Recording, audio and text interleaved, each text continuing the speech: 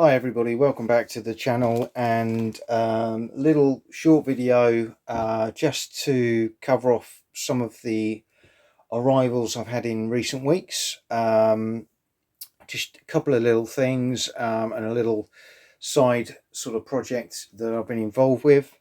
So first thing that turned up was a copy of the new edition of Hail Caesar. So got my book here from Warlord. Absolutely beautiful. I'm not going to do a review or talk about it because there's lots of videos already out there detailing the book.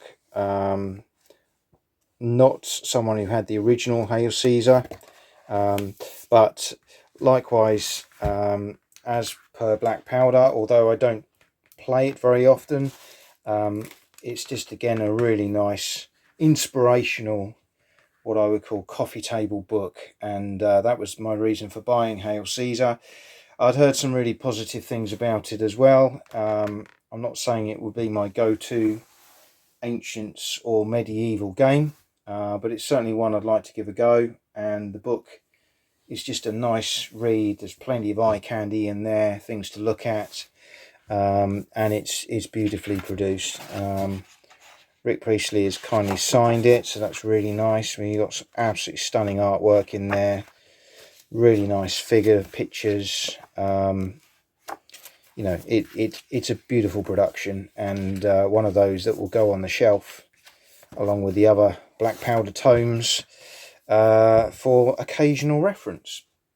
I would just like to point out the service from Warlord, exceptional. Part of the pre-order deal was that you got the Richard the Lionheart model, which I'll enjoy painting that up, and that can go with my Crusader kind of saga army as an additional sort of extra figure.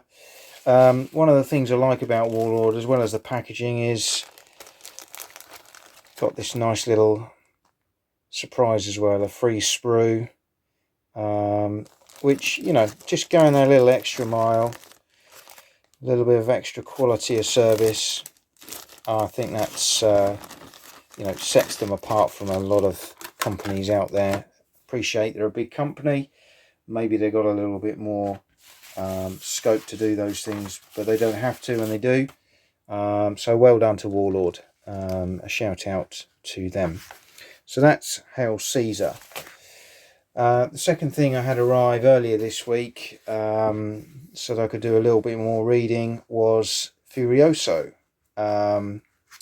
Wargames rules for Renaissance gaming by alternative armies. Ken Riley, the Yorkshire gamer, recommended this rule set to me. It's what he uses for his Italian Wars games, and again, I haven't had a proper read through yet, but it covers quite a few periods in that Renaissance era, and the rules themselves, although they're black and white, are very nicely set out and look quite interesting. So I'm going to have a look at those. This rule set's been out a little while now, I believe 2017-18, so be interesting to see and do a little bit of reading on those. I must confess, I don't know a great deal about the Italian Wars. I'm starting to do a bit of reading and research on that. So that's a softback Furioso alternative armies. Looks quite interesting. Something aside, not something that's arrived, but something I saw on Twitter and Facebook a few weeks ago. People were talking, David Thompson, part writer of the Undaunted series, had mentioned a game which was available for free download, one of the battle card games on Market Garden. This is the famed Bridge Too Far operation, landing in Belgium, or landing in Holland, crossing the bridges over the Rhine into Germany, ideally. failed operation as it was eventually. But this is just a little filler game, print and play game that you can get online. So the rules pretty much are one sheet. This bit's been cut out because it's part of the counters which I've mounted. Once you get playing, most of what you need is on here. But I've had a few games of this, and it's actually really interesting. It's really difficult. It's challenging, but it scratches an itch. So basically, you will have German occupied areas. On here, you will have dice set up with the numbers on here. As it says there, this is the initial strength of the paras, and you'll see the Germans there starting off that bit weaker in their areas, and basically you play the game. There'll be some weather effects, some attritional effects, and the British are trying to take these areas all the time. 30 Corps is trying to kind of move up and connect these areas, but you've got the impact of fog as you go down the turn track here. You've got 6 turns.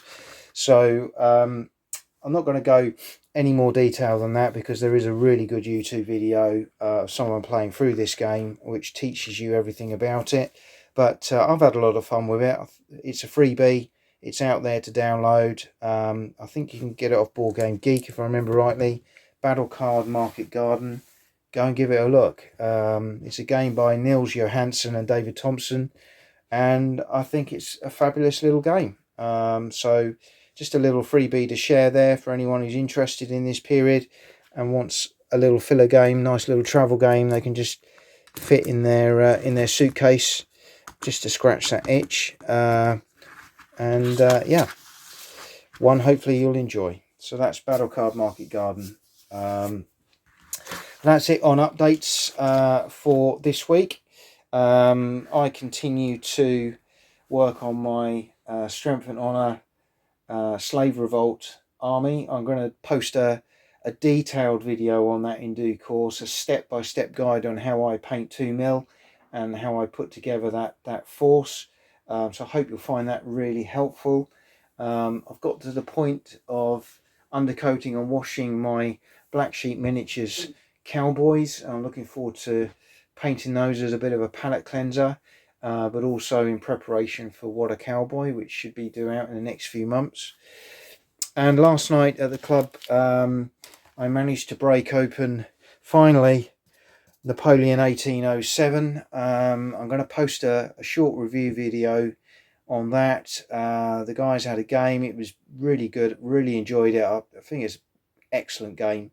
Really looking forward to playing a few more of the scenarios in the box, and potentially looking at some of the other games in the series as well. But watch out for a video on that shortly.